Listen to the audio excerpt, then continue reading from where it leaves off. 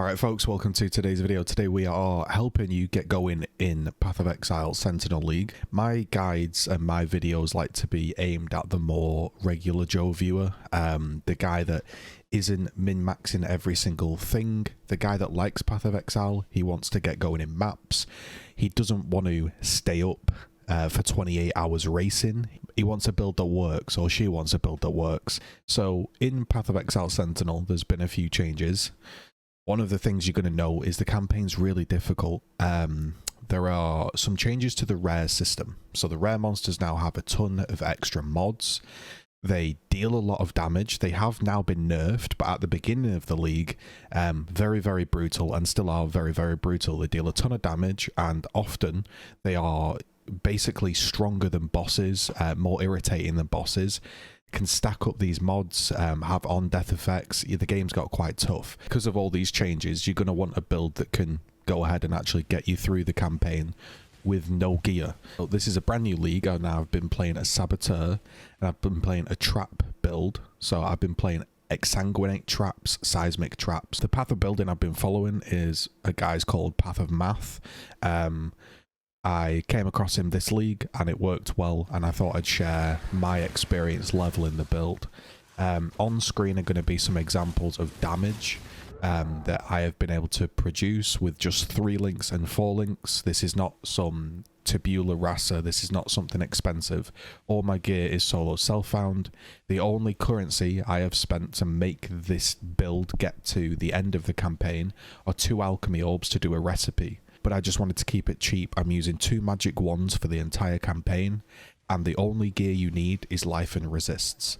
I did, in Act 8, find this really nice pair of gloves, and because I had so much damage, if I was to give you some advice, I would say go ahead and focus on life. You're going to have the damage. Sometimes in builds, they'll say to you, all this gear needs is life and resist, but you might need some intelligence, you might need some attack speed, some crit, and it gets a bit awkward. This is just life resists, and you can do the whole campaign. So I'm going to put on screen some examples of me leveling the build here, and I'll include his path of building. During Hillock, we used Storm Blast Mines with chance to poison. Once we got to Hail Rake, we use Storm Blast Mines and Swift Assembly.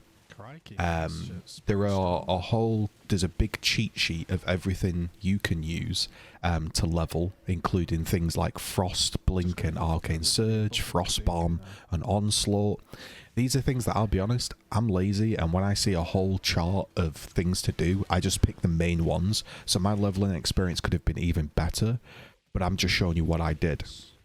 Once we got to Brutus, I was using Storm Blast Mines, Swift Assembly, and added Lightning, and we pretty much crushed through him. And I want you to know that if you've not played Path of Exile in quite a long time, the bosses have been super buffed up from many leagues ago, and you do need a bit of damage now. Once we headed into Act 2, we were using Storm Blast Mines, Swift Assembly, added lightning damage again, Flame Dash and Arcane Surge to make some of the jumps, and we kept that going, and we helped a Lyra. This gives us some resists, and we can change it to 2 passives later. Once we got to the Val Oversoul, we were still using Storm Blast Mines, Swift Assembly, and added lightning damage. We had a Skitterbots in there. You could have added in a Herald of Thunder, but I was just basically lazy and couldn't be bothered to get one from town. You could even put in a Wave of Conviction for single target. Again, I didn't use that because I was lazy. The way I play PoE is how I play it to make it nice and simple for myself is I ask myself, do I have enough damage? If I do, I just don't bother going to town, I don't bother upgrading my gear, and I'll just work on life and resists until it becomes a problem. And I had damage all the way through the campaign, so I did get a bit lazy here, but that's nice, right? You don't want to have to perfectly follow a cheat sheet to min-max every piece of damage. No, it has it built in. Once we'd got past the Oversoul, that's when you crafted your wands. Again, Orb of Alteration, Magic Wand, Topaz Ring, vendor them up, you'll get your wand. At this point, you can probably swap over to Lightning Trap, and that's when you're really going to become a trapper. The Ascendancy Order, if you're interested, is Pyromaniac, Perfect Crime, Chain Reaction, and then Born in the Shadows. And at this point, the colours you're focusing on, because that's kind of like the main thing you want to remember, it's blue, blue, green. So it's pretty much blue, blue, green up until Act 4. Once you get into Act 6 and you unlock all the gems, you are going to want 3 greens and a red. So keep an eye out for this piece of gear. You can find them in the vendors in the town. You can use an orb of binding with a few chromes. You're only going to need 4 links to complete the campaign. And you could even get by on a 3 link, I'm telling you. And some guides say that, oh yeah, you could do it on a 3 link, but it sucks now that you could easily do this on a 3 link. So once you've gone through and you've became a trapper and you've ascended, you can use Lightning Trap, multiple traps, LE Focus, or if you're struggling for some colours, add in Trap or Mind Damage. Again, you flame dashing around, and at this point, what I decided to do was I put in all the other traps. So I put in Seismic Trap, Lightning Trap, Flamethrower Trap, Bear Trap, and what I did is I just spammed them all. Now, I'm not telling you that this is the greatest thing to do, and there is a more efficient method in the path of building. If you go into the notes section, you'll see. But again, we're easy gamers here, and spamming down a load of traps, that got me through the campaign, and it blew everything up, and that's all I ask of it. Again, you can single target curse with conductivity if you want. You can add in that Herald of Thunder, which I probably should have done because I wasn't struggling with mana. And basically we got our way to Act 6. Once you've got into Act 6, that's when we become an Exsanguinate Trapper. And we also have Seismic Trap. So what I ended up doing here was, this is where I sorted a bit of my gear, just to get me through the end of the game. I got 2 4 links here. I had Seismic Trap, Advanced Traps, Trap and Mind Damage, and Increased Crit. That was like my single target. And my sort of clear was Exsanguinate, Trap and Support, Cluster Traps, and Chain. And that was kind of like your clear. And that's what I ran through and I completed the whole game with. There are some other notes, such as around Blood Aqueducts. Once you start to get your mana reservation on the tree, you can add in Grace. And there is a small respec of the tree at level 75, but that is done with all of the regret orbs that you pick up from quest lines, so you don't need that does a lot currency. Of damage, doesn't it? And you've just seen the gameplay in the background as I'm chatting away. It completed the whole game, and I had about 2.6k life, and I'll tell you the reason for that is I've played builds before, like bow builds, I've played all kinds of builds, right?